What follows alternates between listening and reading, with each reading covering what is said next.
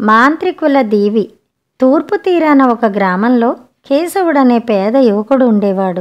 వాడు ద్వీపాంతరాలకు వెళ్ళి డబ్బు సంపాదించుకుందామనుకుని ఒక వర్తకపు ఓడలో బయలుదేరాడు. ఆ ఓడ సముద్రం మీద కొద్ది రోజులు ప్రయాణం చేశాక ఒక భయంకరమైన ఉప్పెన వచ్చింది. ఓడ మునిగిపోయింది. మిగిలిన ప్రయాణికులు ఏమయ్యారో తెలియలేదు. కేశవుణ్ణి మాత్రం ఉప్పెన కెరటాలు ఒక దీవి మీదకి తెచ్చి పడేశాయి. ఆ దీవిలో ఒక మనిషి గాని, ఒక పక్షి గాని, ఒక జంతువు గాని లేదు. ఎక్కడ చూసినా కొబ్బరి చెట్లున్నాయి. వాటి నిండా కాయలున్నాయి. ఆ కాయలు కోసుకు తిని పొట్ట పోసుకోవటం తప్ప కేశవుడికి మరొక మార్గం కనిపించలేదు. అందుచేత వాడు ఒక కొబ్బరి చెట్టు ఎక్కాడు. అప్పుడు వాడికి ఒక అద్భుతం కనబడింది. ఒక పెద్ద అడవి పంది గాలిలో తేలుతూ ఆ దీవికేసి వస్తున్నది. కేశవుడు తన కళ్ళను తానే నమ్మలేకపోయాడు. ఆ పందికి రెక్కలన్నా లేవు. అది గాలిలో తేలుతూ వచ్చి దీవి మీద వాలి ఎండపొడలో పడుకుని పెద్దగా గురక పెడుతూ నిద్రపోసాగింది. కేశవుడు చెట్టు నుంచి దిగివచ్చి ఆ పందిని పరీక్షించాడు. అది మామూలు పందిలాగే ఉంది. అయితే దాని నోట బలమైన కోరలున్నాయి. ఆ పంది పక్కనే చాలా పెద్ద వజ్రం ఒకటి ఉంది.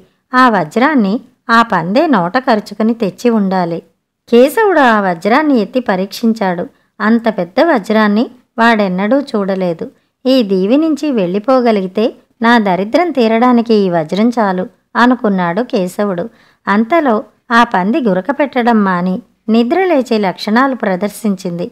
అయ్యో, ఈ పంది నన్ను చంపేస్తుంది కాబోలు.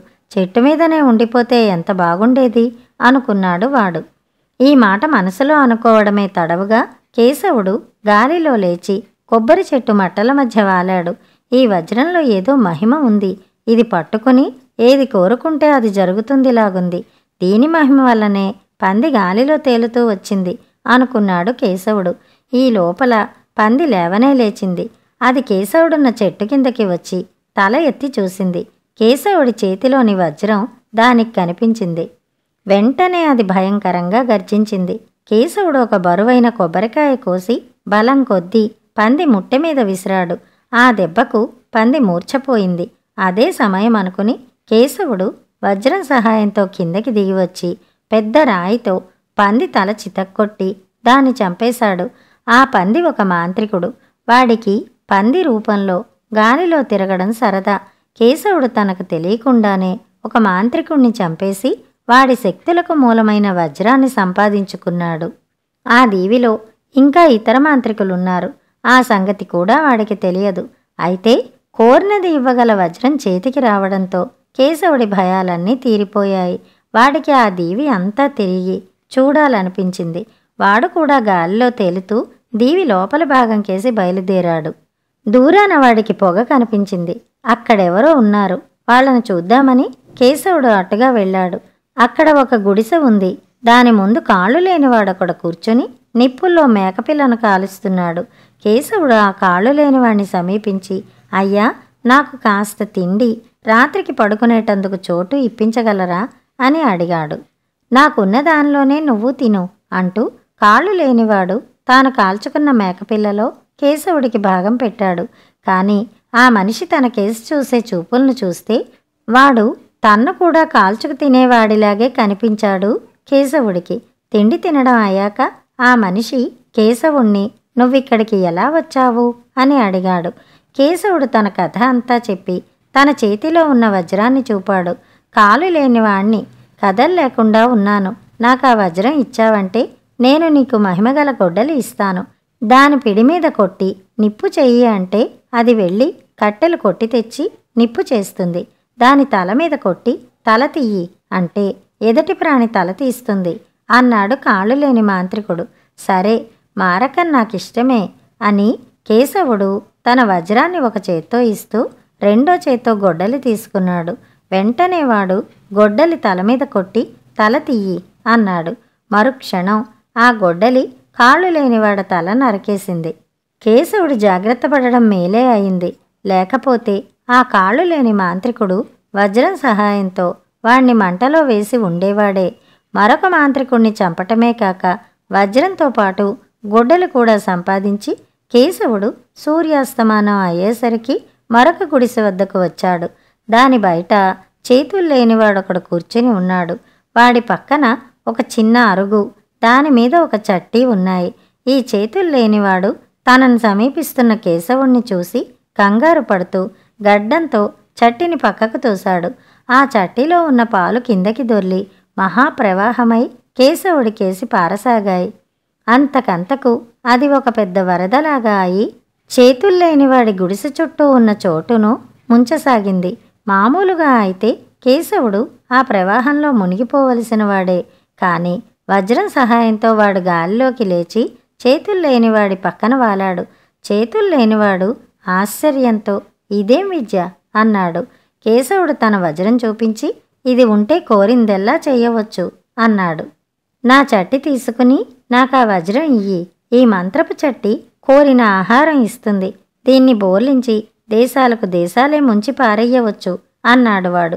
కేశవుడు తన వజ్రాన్ని వాడికిచ్చి చట్టి చేతిలోకి తీసుకుంటూ గొడ్డలి తలమీద కొట్టి తల తియ్యి అన్నాడు. మరుక్షణం చేతుల్లేనివాడి తల పడిపోయింది. కేశవుడికి వజ్రంతో గొడ్డలితో పాటు చట్టి కూడా వచ్చింది.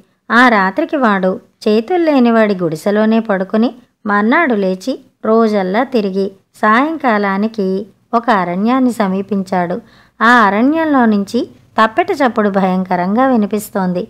అరణ్యంలోని ఏనుగులు, సింహాలు, పులులు, ఇతర మృగాలు ఆ ధ్వని విని బెదిరి మందలుగా పారిపోతున్నాయి. చప్పుడు కొంతసేపటికి ఆగిపోయింది. కేశవుడు ఆ దిక్కుగా వెళ్ళాడు. చెట్ల మధ్య ఖాళీ స్థలంలో ఒక రాక్షసాకారుడు కూర్చుని ఉన్నాడు. వాడి ముందు డోలు లాంటిది ఉంది. వాడు కేశవుణ్ణి చూస్తూనే ఏయ్ భోజనానికి రా అని పిలిచాడు. అలాగే అంటూ కేశవుడు ఆ రాక్షసుడికి సాధ్యమైనంత దూరంగా చతికిలబడ్డాడు. రాక్షసుడు కేశవుడికి మాంసం కూర ఇవ్వబోయాడు. అది నరమాంసమని కేశవుడికి అనుమానం కలిగింది. నేను శాకాహారిని, మాంసం తినను అంటూ వాడు తన చట్టి నుంచి ఆహారం తినసాగాడు. అదేం చట్టి అని రాక్షసుడు అడిగాడు. ఇందులో ఏది కావాలంటే ఆ ఆహారం దొరుకుతుంది అన్నాడు కేశవుడు. ఆ చట్టి నాకిచ్చి నా డోలు తీసుకో. ఇది మంత్రపు డోలు. దీన్ని ఒక పక్క వాయిస్తే ఎలాంటి ప్రాణులు భయపడి పారిపోతాయి. రెండో పక్క వాయిస్తే అంతులేని సేనలు పుట్టుకొచ్చి నిన్ను రక్షిస్తాయి అన్నాడు రాక్షసుడు. సరే అంటూ కేశవుడు రాక్షసుడికి చట్టి ఇచ్చి డోలు తీసుకుని తన గొడ్డలితో రాక్షసుడి తల నరికేశాడు. వజ్రము, గొడ్డలి, చట్టి, డోలు సంపాదించుకున్న కేశవుడు చాలా దేశాలు తిరిగి ఒక రాజ్యం చేరాడు. ఆ దేశపు రాజు వట్టి పాపాత్ముడు. అతను తన ప్రజలనే దోచి చంపించేవాడు. దేశానికి కొత్తవాడు ఎవడు వచ్చినా పట్టి తెప్పించేవాడు.